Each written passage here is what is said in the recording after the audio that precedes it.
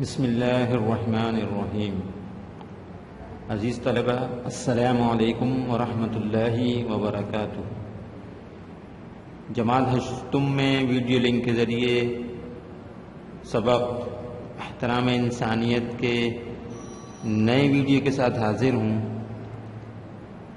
گزشتہ ویڈیو میں ہم نے صفحہ نمبر 8 کے دوسرے پیراگراف تک بلند خوانی کی تھی اور اس کے مفہوم کو سمجھا تھا، اور اس میں موجود نئے الفاظ کے معنی بھی خط کشیدہ کروا دیے گئے تھے۔ امید ہے کہ آپ نے لغت سے دیکھ کے ان کو اپنی نوٹ بک میں اب تک تحریر کر لیا ہوگا۔ سلسلے کو آگے بڑھاتے ہیں۔ صفحہ نمبر 8 سے تیسرے پیراگراف سے شروع کریں گے۔ بسم اللہ الرحمن الرحیم۔ آپ صلی اللہ علیہ وسلم نے احترام انسانیت کا درس دیتے ہوئے، درس کہتے ہیں سبق کو، درس دیتے ہوئے لونڈیوں اور غلاموں کے ساتھ، خادمہ یعنی اگر وہ عورت ہے تو لونڈی اور وہ مرد ہے تو غلام، ابتدائی اسلام کے دور میں اور اس سے پہلے بھی لونڈی اور غلاموں کو دور ہوا کرتا تھا، اور اس میں باقاعدہ بازاروں میں ان کو خرید و فروخت بھی کیا جاتا تھا، اور اس کے بعد ان سے اپنی خدمت گھریلو کام کاج وغیرہ کروائے جاتے تھے، اور اگر کوئی اپنی خوشی سے ان کا کوئی وظیفہ مقرر کر دے تو کر دے، بصورت دیگر وہ بغیر معاوضے کے باقی عمر ان کی خدمت کیا کرتے تھے۔ مالک کی مرضی ہے کہ اس کو آزاد کر دے اور جیسا چاہے ان سے سلوک کرے، یعنی یہ سمجھ لیں کہ آج کے دور کے وہ بلا معاوضہ خدمت گزار ہوا کرتے تھے۔ تو خاتون یعنی خادمہ اگر ہوتی تو وہ لونڈی، اور اگر وہ مرد ہوتا خادم تو غلام۔ تو ان احترام انسان درس دیتے ہوئے لونڈیوں اور غلاموں کے ساتھ بھی حسن سلوک یعنی اچھے سلوک کی ہدایت فرمائی۔ آپ صلی اللہ علیہ وسلم کا ارشاد مبارک ہے کہ اپنے غلاموں کا خیال رکھو اور ان سے ان کی طاقت سے زیادہ کام نہ لو، یعنی جتنی ان کی قوت ہے، جتنی طاقت ہے، جتنی عمر ہے، اسی حساب سے ان پہ بوجھ ڈالو۔ آپ صلی اللہ علیہ وسلم نے کبھی کسی غلام سے ترش لہجے میں بات نہ کی۔ ترش لہجہ یعنی سخت لہجے میں، کبھی سختی سے بات نہ کی غلاموں سے۔ ایک دفعہ آپ صلی اللہ علیہ وسلم صحابہ کے حلقے میں یعنی صحابہ کے درمیان تشریف فرما تھے کہ مدینے کی ایک غریب لونڈی آئی اور کہنے لگی کہ مجھے آپ سے کچھ بات کرنی ہے۔ یہ سن کر آپ صلی اللہ علیہ وسلم اٹھے اور اس لونڈی کی بات سنی، کہ ہم اندازہ لگا سکتے ہیں کہ دونوں جہانوں کے سردار، نبیوں کے سردار، وجہ کائنات بیٹھے ہوں، اور ایک عام خادمہ غریب کوئی عورت آئے اور وہ بولے میری بات سن لیں، اور کوئی جا کے بات سنے۔ دنیا کے سے چھوٹا کسی عہدے پہ بیٹھا ہوا شخص بھی شاید اس اخلاق کا مظاہرہ نہ کرے جیسے کہ اللہ کے رسول نے ہمیں کر کے دکھایا، اور باقاعدہ اپنی احادیث میں، اپنے احکامات میں، اپنے درس میں غلاموں کے بارے میں بھی ہمیں ہدایت دی کہ ہمیں ان کے ساتھ کس طرح کا سلوک اور رویہ رکھنا چاہیے۔ آگے بڑھتے ہیں۔ معاشرے یعنی جہاں مطلب جن لوگوں میں ہم رہتے ہیں، جس حلقے میں ہم رہتے ہیں، تو فرمایا جس معاشرے میں ہم پر بہت سے لوگوں کے حقوق عائد ہوتے ہیں، یعنی جن کو ہمیں پورا کرنا ہوتا ہے، ہمارے ساتھ جو لوگ ہیں اس معاشرے میں، ان کا بہت سارے لوگوں ہم پہ حقوق ہیں، خاص طور پر والدین کے حقوق، پڑوسیوں کے حقوق۔ پڑوسی حقوق بھی انتہائی زیادہ ہے۔ صحابہ کرام رضوان اللہ علیہم اجمعین فرماتے ہیں کہ جب اللہ کے رسول پڑوسیوں کے حقوق کے بارے میں فرما رہے تھے تو آہستہ آہستہ ہمیں ایسا لگنے لگا شاید کہ وہ ہماری میراث میں بھی ان کو حصہ دلا دیں گے، یعنی اتنے حقوق بیان فرمائے۔ لیکن آج اگر ہم دیکھیں تو پڑوسی کے حقوق سے انتہائی لاپرواہی کا مظاہرہ کیا جاتا ہے۔ تو ہمارے اوپر ہمارے پڑوسیوں کے بھی حقوق ہیں، وہ حقوق کیا کیا ہیں اس کو پوچھا جائے علماء سے جا کے، اور ان کو پڑھا جائے، ان سے دیکھا جائے کہ ہم پہ کیا کیا حقوق ہیں۔ خاص طور پر یہ کہ ہماری ذات سے ان کو کوئی تکلیف نہ پہنچے۔ مختصر ہم یہ کہہ سکتے ہیں کہ ہماری ذات سے ان کو کوئی تکلیف نہ پہنچے کسی بھی قسم کی۔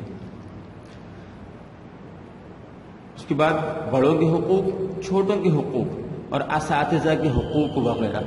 احترام انسانیت کے دوسرے زمرے میں ان تمام حقوق کا احسن طریقے سے ادا کرنا بھی ہماری ذمہ داری ہے. یعنی احترام انسانیت زمرے میں یعنی اگر ہم اس کی فہرست بنائیں احترام انسانیت کے کون سے حقوق ہیں تو یہ تمام حقوق کا احسن طریقے سے ادا کرنا ہماری ذمہ داری ہے. یعنی یہ ہماری ذمہ داری ہے کہ ہم ان تمام حقوق جو ہم پہ عائد ہوتے ہیں ایک اسلامی تہذیب میں, اسلامی کہنا چاہیے کہ ہمارے مذہب میں, تو اس کے زمرے میں ہمیں دیکھنا چاہیے کہ ہم پہ کن کن لوگوں کے کیا کیا حقوق عائد ہوتے ہیں, نہ کہ یہ کہ ہم ایک ایسی زندگی گزارنا شروع ہو جائیں جس میں ہمیں پتہ ہی نہ ہو کہ ہم پہ لوگوں کے حقوق کیا ہیں. اور حقوق ان کو کہا جاتا ہے جن کا قیامت کے دن پوچھا جائے گا. حقوق کس کا مطلب کیا ہے کہ وہ بات جس کا ہم سے قیامت کے دن پوچھا جائے گا اگر ہم نے ان کو ادا نہ کیا, جس بات کو ہم انتہائی لاپرواہی سے سنتے ہیں اور غیر ذمہ داری طریقے سے ہم اس کو کسی مطلب کہنا چاہیے کہ ہم اس کو ادا نہیں کرتے, یہ وہ باتیں ہیں جن کا قیامت دن ہم سے پوچھا جائے گا. دوسرے پیراگراف میں شروع کرتے ہیں. ایک دفعہ آپ صلی اللہ علیہ وسلم نے صحابہ کو متنبہ کرتے ہوئے, متنبہ یعنی کسی بات کو سختی سے منع کرنا, یعنی بڑی سختی کے انداز میں اس کو منع کرنا, اس کو متنبہ کرتے ہوئے فرمایا کہ خبردار راستے میں نہ بیٹھنا. صحابہ نے عرض کی یا رسول اللہ اگر کبھی مجبوری ہو تو؟ آپ صلی اللہ علیہ وسلم نے ارشاد فرمایا مجبوراً راستے میں بیٹھنا ہو تو پھر اس کا حق ادا کر. صحابہ نے پوچھا راستے کا کیا حق ہے؟ آپ صلی اللہ علیہ وسلم نے فرمایا راستے کا حق یہ ہے کہ گزرنے والوں کے لیے رکاوٹ یعنی تکلیف کا باعث نہ بنو. راستے کا حق کیا ہوا؟ اول تو فرمایا کہ راستے میں نہ بیٹھو, اور اگر بہت ہی زیادہ مجبوری ہو تو پھر اس طرح بیٹھو کہ جو لوگ راستے سے گزرنے والے ہیں ان کے لیے تکلیف کا باعث نہ بنو. ہمارے معاشرے کے اندر یہ عادت عام ہوتی جا رہی ہے کہ گلی کے کونوں پہ راستوں میں بھیڑ لگا کے کھڑے ہو جاتے ہیں اور آنے جانے والوں کے لیے مسائل بنتے ہیں. کوئی ٹھیلا راستے میں لے کے کھڑا ہو جاتا ہے, کوئی گاڑی اپنی کھڑی لے کے کھڑا ہو جاتا ہے, یعنی کسی کی تکلیف کا کسی کو کوئی احساس نہیں ہے. اور اگر کسی کو بولا جائے تو اپنی غلطی ماننے کے بجائے وہ آپ سے لڑنے پہ آمادہ ہو جائے گا, لیکن اپنی غلطی کو تسلیم نہیں کرے گا. یہ معاشرتی برائی آج کل عام ہوتی جا رہی ہے. آگے پڑھتے ہیں کہ آپ صلی اللہ علیہ وسلم کے ارشاد گرامی سے یہ بات واضح ہوتی ہے, یعنی اوپر جو بات فرمائی کہ اس ارشاد گرامی سے یہ بات واضح ہوتی ہے کہ راستے میں لوگوں کے لیے رکاوٹ اور تکلیف کا بننا. تو آپ صلی اللہ علیہ وسلم کے ارشاد گرامی سے یہ بات واضح ہوتی ہے کہ راستے میں لوگوں کے لیے رکاوٹ یعنی تکلیف بننا نہ صرف غلط عمل ہے بلکہ یہ احترام انسانیت کے بھی منافی ہے. کیونکہ جب کوئی راستے میں گاڑی پارک کرتا ہے, راستے میں دکان لگاتا ہے, راستے میں فنکشن کرتا ہے یا راستے میں کرکٹ وغیرہ کھیلتا ہے تو ہر اس شخص کے لیے تکلیف اور پریشانی کا باعث بنتا ہے جو راستے سے گزر رہا ہوتا ہے. بس انسانی حقوق کی ادائیگی بھی احترام انسانیت کا ایک اہم تقاضا ہے. انسانی حقوق کی ادائیگی بھی, یہ ادائیگی جو ہم پڑھتے ہیں یہ اس کے اندر کچھ اصول کار فرما ہے. گزشتہ جماعت میں آپ کو بتائے گئے تھے کہ کہاں پہ ادائیگی پڑھا جائے گا اور کہاں پہ ادائیگی پڑھا جائے گا. اصل میں ادائیگی کا جو لفظ ہے وہ غلط ہے, عام میں شمار ہو گیا ہے, ہم ادائیگی ہی پڑھتے ہیں لیکن صحیح لفظ ادائیگی ہے. تو حقوق کی اگر ہم عام زبان میں پڑھتے ہیں اس طرح ہوگا کہ انسانی حقوق کی ادائیگی بھی یعنی اس کو ادا کرنا احترام انسانیت کا ایک اہم تقاضا ہے. عزیز طلبہ, اگر اس پورے سبق کا خلاصہ دیکھا جائے تو یہ بات سامنے آتی ہے کہ اللہ کے رسول صلی اللہ علیہ وسلم نے انسانیت کے حقوق ہمیں سکھائے اور ان حقوق کی ادائیگی میں کسی قسم کی کوتاہی کو پسند نہیں فرمایا. اور جب ہم اس کی فہرست دیکھتے ہیں کن کن کے حقوق ہمیں کس ادا کرنے ہیں تو پتہ چلتا ہے کہ ہم پہ تو تمام انسانوں کے حقوق ہیں. اگر وہ ہم سے چھوٹا ہے عمر میں تو چھوٹوں کے حقوق ہیں, اگر وہ بڑا ہے تو بڑوں کے حقوق ہیں, اگر وہ پڑوسی ہے تو پڑوسیوں کے الگ حقوق ہیں, والدین ہیں تو والدین کے الگ حقوق ہیں, اساتذہ ہیں تو اساتذہ کے الگ حقوق ہیں, آپ استاد ہیں تو آپ کے شاگردوں کے حقوق ہیں.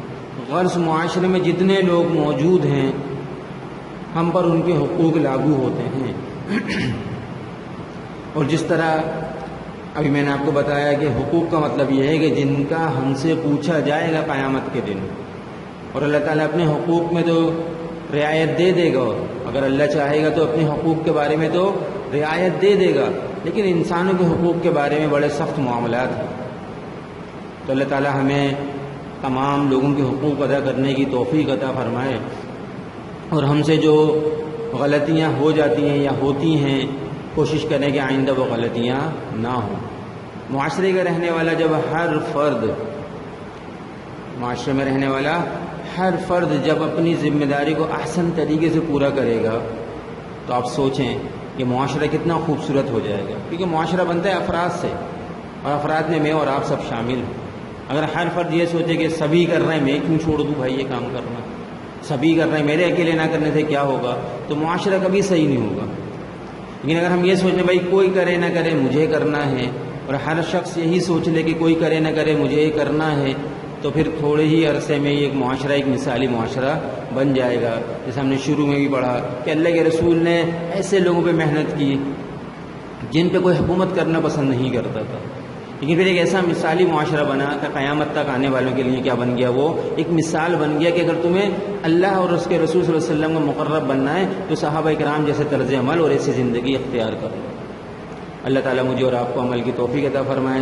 جن الفاظ کو خط کشیدہ کرایا گیا ہے ان کے معنی لغت سے دیکھ کے لکھ لیں گے۔